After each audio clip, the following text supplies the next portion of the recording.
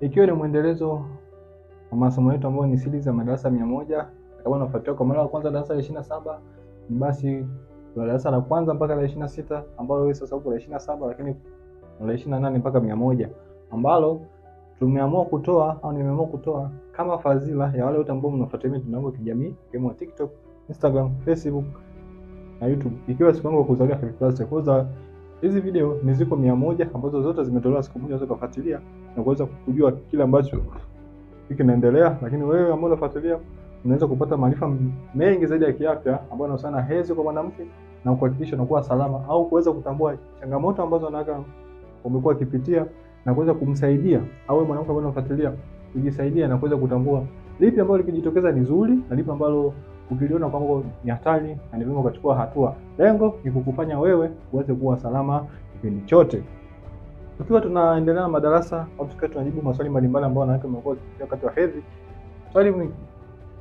Miongoni mwa maswali ambayo nimekuwa nikiulizwa ni kwa nini baadhi ya wanawake wamekuwa wakipata hedhi siku ya kwanza tu na siku ya pili maumivu yanakuwa yamepungua na baada ya hapo yanakuwa hakuna kabisa.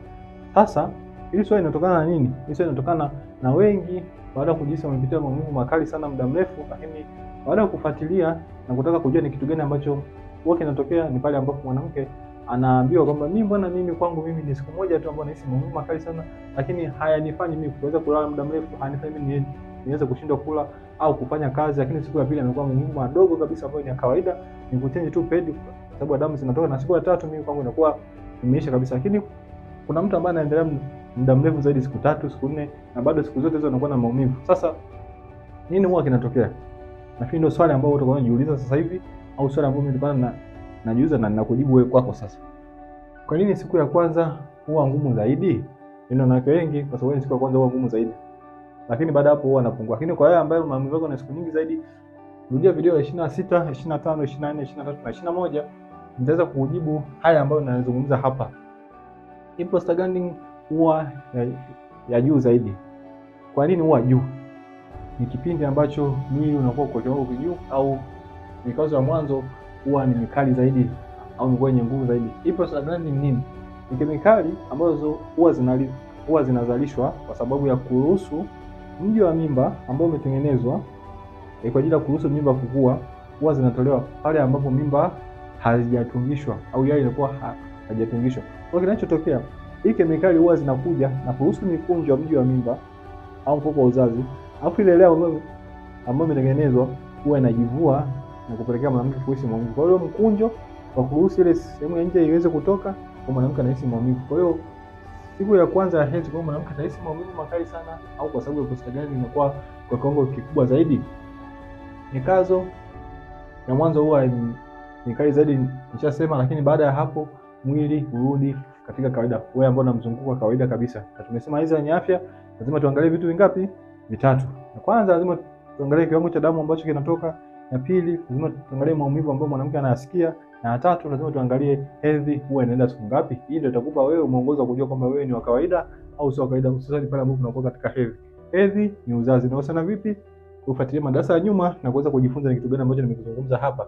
Lakini hii ndio maana maumivu hupungua baada hii prostaglandin baada ya siku 2, siku 3 kuweza kushuka kiwango, kwa sababu ile kazi ambayo inatarajiwa kufanya imeisha kabisa. Kwa hiyo mwanamke atahisi maumivu ya kupungua ukilinganisha na siku ya kwanza ambayo wanawake wengi huwa wamekuwa wakipitia maumivu makali sana. Lakini wewe ambao utakuwa na maumivu siku ya kwanza, siku ya pili, siku ya 3 na kuendelea, unahitaji msaada ili kuhakikisha unakuwa salama na afya yako inakuwa bora kabisa. Siku ya kwanza ni sauti ya kuweza kuweka mzunguko wako sawa, au kukupa taarifa. Ni sauti ambayo inakuonyesha siku ya kwanza kwamba wewe upo katika hedhi, ndio ukachukua hatua kwa kuweza kujitengenezea mazingira ambayo yatakuwa salama, ni afya. Lakini pia ni sauti ambayo inatoka mwilini mwako na kuhakikisha unakuwa salama kabisa. Haya madarasa muhimu, ikiwa darasa la 27, usahau kulike, kushare na kusubscribe ili kupata madarasa mengi zaidi ya kiafya. Kama itakuwa darasa lako la kwanza la 27, basi ujue la 28, basi ujue kuna madarasa mengi ambayo yako nyuma ya kuweza kusaidia wewe, kumsaidia mwenzako, kumsaidia binti yako, yote ambayo unahisi kwako na umuhimu. Inawezekana kuwa ni mtumishi wa afya, mwalimu, mwenzi, au mwenyewe mwanamke mwenyewe, mtoto unasikiliza, kwa sababu darasani ya afya na yote anapaswa kujifunza ili kuweza kuwa salama kipindi chote. Usisahau kusubscribe, Asanteni na tunaenda darasa la 29 ambao tutakuja kujifunza hapo mbele. Asanteni na usisahau kulike, share na kusubscribe na kuwa miongoni mwa watu ambao watapata maarifa mengi kwa lugha nyepesi zaidi ambayo hauhitaji kufundishwa sehemu nyingine yoyote, au unapofundishwa unapokuwa na mawazo, kwa sababu tayari tatizo lishakuwa kubwa, unakuwa ni kama vile hauelewi. Unachokiwaza ni kutafuta tu msaada, lakini hapa unaelezewa jambo mapema zaidi na hatua za kuchukua mapema zaidi ili kuhakikisha na afya yako inakuwa salama wakati wote. Haijalishi umesoma au hujasoma, kwa kiwango cha rahisi kabisa ambacho hata mimi mwalimu nimeamua kukufundisha hivyo. Usitumie nguvu. Usianze kukukadirisha vitu vigumu ambavyo mwisho wa siku havitakusaidia moja kwa moja au vitahitaji nguvu ili kuweza kutoka tena na kujifunza tena zaidi. Lakini hapa unavipata vitu kwa lugha nyepesi. Wewe fuatilia madarasa kuanzia la kwanza mpaka la 100. Utaelewa nini ambacho nakizungumza na utaelewa kwa sababu gani huwa nimetoa hizi video. Asante na mpaka wakati mwingine.